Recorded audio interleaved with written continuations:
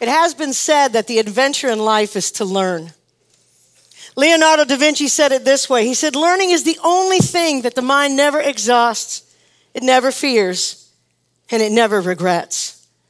Our very nature exists in our desire and our ability to learn. We are continually trying to figure out how things work and discover truth and to make sure that our learning lasts. We know truth when we see it. It's logical. It makes sense. It works when we use it, and it matters to us. So today, let's talk about the truth about real learning, about learning that's lifelong, has longevity, and leverages changes in the world. You see, real learning has three distinct and interrelated parts. It has a how, it has a what, and it has a why. Now, the what part of what we do, this is what educators love. We have lots of what.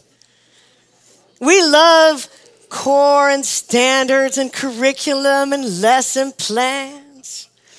And the problem is it sometimes leaves teachers teaching content instead of students. Beyond that, education exists outside of this framework. It's in the relationships you have with others. It's in your vocation and in your recreation. Now, don't get me wrong, the what matters. It's important to know stuff. But if we don't know why, and if we don't know how, that learning won't last, and it won't affect change. So let's talk a little bit about the how, the purposes and the procedures. Did you ever study for a test, pass the test, and a few months later see the stuff and go, well, I used to know that?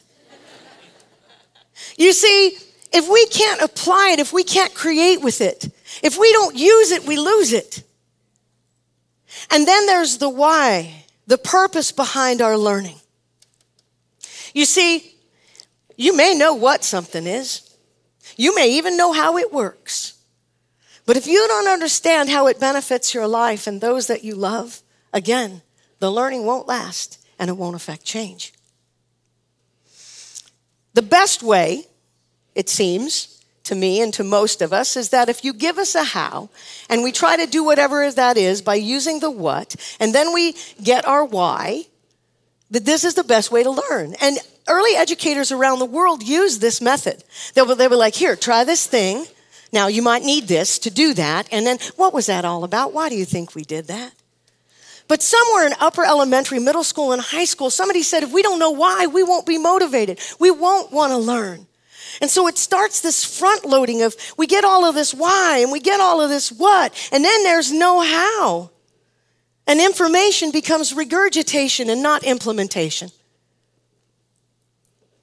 In my 40 plus years as an educator, and I've taught children from all ages, from 4 different continents, I believe that a discovered why is so much more important than one that was given to you. You remember the day you realized something for yourself and you said, oh, I got this. And the first thing you did is run off and share it with everybody. You see, that's when learning lasts, and that's when it has longevity, and that's when it has leverage.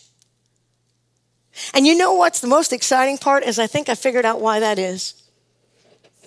You see, on the day that you were conceived, when the egg and the sperm got together and the happy happened, and there you were growing in the womb, there were 3 germination layers that became who you became as a human. The first layer did your brain and spinal cord. That's all it did, is that conscious and subconscious thought of who you are.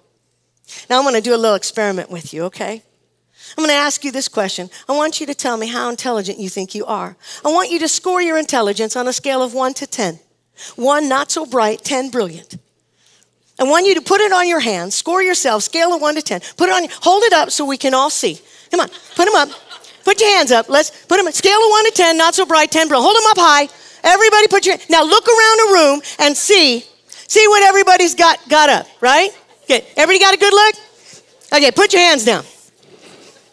That is the worst way to measure intelligence. Here's the thing, it doesn't look the same in any of us. And a better question isn't how are you, or how intelligent are you, but a better question is how are you intelligent? And what's interesting is when I ask you that question, the voice is in your head, because we're all just a little schizophrenic. Right now, that voice is telling you, I don't have any voices in my head. Yes. They're there. And it was telling you, well, I want to say 10, but I'm with my friends, and I'm afraid if I say 10, they'll go,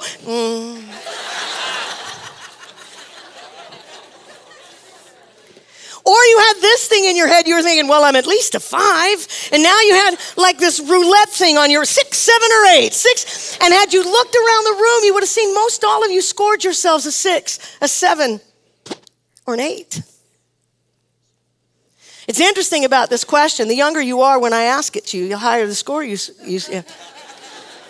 Ask a bunch of kindergartners. Scale of 1 to 10. They all go, 10. I'm 10.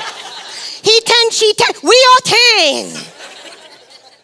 The only room of adults that I've ever seen this question get answered differently was I was doing a training for a company known as Rockwell International. Rockwell is a company that makes things that makes things. Okay, 90 engineers. Only 20 women, because we're still telling our little girls they can't do math and science the way the boys can. But all 90 of them, I said, scale of 1 to 10, how smart are you? All 90 of them kicked back in their chair and went, well, 10. Because their whole lives they've been told what? You're brilliant. You're brilliant. All of you. And it doesn't look the same in any of us. Now the second layer does the muscles and the skeletal system. And that's where the heart is, because the heart is a muscle. You see, the heart has 50 to 60,000 neurons. In his book, The Heart's Code, Pearsall says that people that have heart transplants have memories of people that had the heart before they did. He's interviewed 150 of them. I've met 2. A few years back, I was doing a training in Phoenix, Arizona. And there was a kid named Xavier, and Xavier came up to me 2 days into a training and said, Dr. Gale, now I know whose memories I see. I go, Xavier, you got to explain this to me. I don't understand what you're talking about. He said, I'm 28 now, but when I was 14, I was in a gang, and I was stabbed in the heart. And they gave me the heart of a kid that died in a car accident in New Mexico, and I love New Mexico. And I know things about New Mexico. I've never been to New Mexico. More recently, I was swimming with my 90-year-old mother at her retirement community. And a guy named Richard swam over, and Richard had a gnarly scar down the front of his chest. And I said, hey, Richard, did you have some kind of heart thing? He goes, oh, yeah, 22 years ago, I got a heart transplant. I said, did crazy things happen? He goes, oh, it was the weirdest thing. He said, I built my wife the most beautiful gardening bench, and I suck at carpentry. And he goes, and for 22 years, I've had this incredible desire to ride motorcycles, but I won't because my heart came from a guy that had died in a motorcycle accident. This puts out 5,000 times the energy that this does. They measure the brain with an EEG, an electroencephalogram. And if you don't have brain waves, it's like your brain dead, right? They measure this with an EKG. Beep, beep, beep, beep, beep, beep. That's not good. We need some... This energy can be felt within 3 feet and out as 15 feet from you. And if you put off positive, guess what you get back? You see, you have a brain that's cognitive, you have an emotional brain. And then there's this third layer that does everything in the core. Anybody into fitness? How important is core?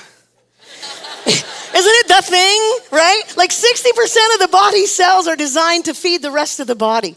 More than half the body cells are in the digestive system. You have a lot of neurons right here in the abdomen of your body. You know this brain, it's very physical. When you step into a place that's not safe or not a place you're supposed to be, you get that gut feeling. From the moment you're conceived, you have a cognitive thinking. You have an emotional, spiritual, and you have a physical brain. And if you were sincere in your learning, you would have all 3 pieces because you see, this is a how, this is a what, and this is a why. And I'm not the first one to say this because St.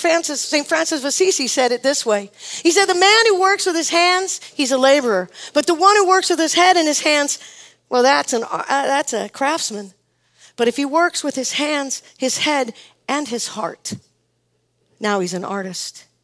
And you need to become the artist of your own lives. You need to paint with the truth of your own discovery. Now I'm going to add one more piece, one more connection. And that's on motivation. A few years back, I was teaching some teachers to teach, and one of my students came up to me when we were talking about motivation. She said, Dr. G, have you ever read the book Drive by Daniel Pink? And I said, no. And so the next time we met in class, she gave me the book, which tells me to what? You You see, good teachers learn from their students. So I read the book, and you know why I'm so grateful she gave it to me? Is because I found out some definitions about motivation that helped me create an environment where my children, my students, can be motivated. You see, the first kind of motivation is biological. This is the strongest motivation. That's why pizza parties work always. When you're hungry, you eat. When you're tired, you sleep. And when you are affectionate toward others, biology, right? These are the strongest drives that we have. The second kind of motivation is extrinsic, and that includes rewards and punishments. And what Daniel Pink says in his book is he said these things have a diminishing effect. And the problem with the system is the rewards have to get better and the punishment's more severe. And if you tie the two together, that's the worst thing you can do. Because if I earn it and you take it away, and I earn it and you take it away, and I earn it and you take it away, after a while, the points don't matter. The second most powerful motivation next to biology is intrinsic motivation. And when we ask people to define intrinsic motivation, they say, well, that's on the inside. And as a teacher, something on the inside is hard for me to motivate. But Pink's definition as an educator allows me to create an environment where you will be intrinsically motivated. And these are the three pieces that he says it must have. Intrinsic motivation, you have to first have choice and control. Secondly, you have to be able to create and learn. You have to walk away from whatever that was with skills you didn't have before, to be able to say, look what I did, or look what I can do. And the third piece is you got to know how it enhances and benefits your life. You see, intrinsic motivation has choice and control. That's how.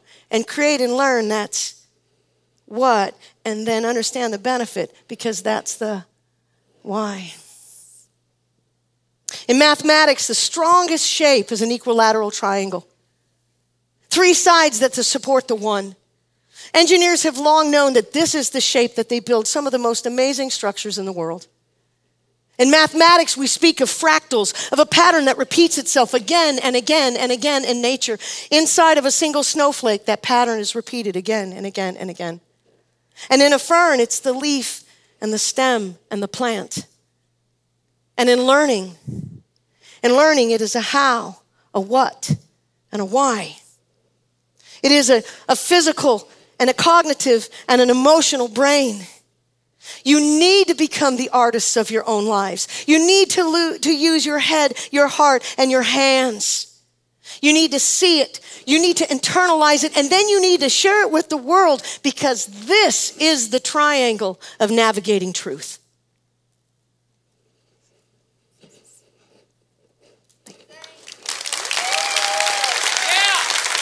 Yeah.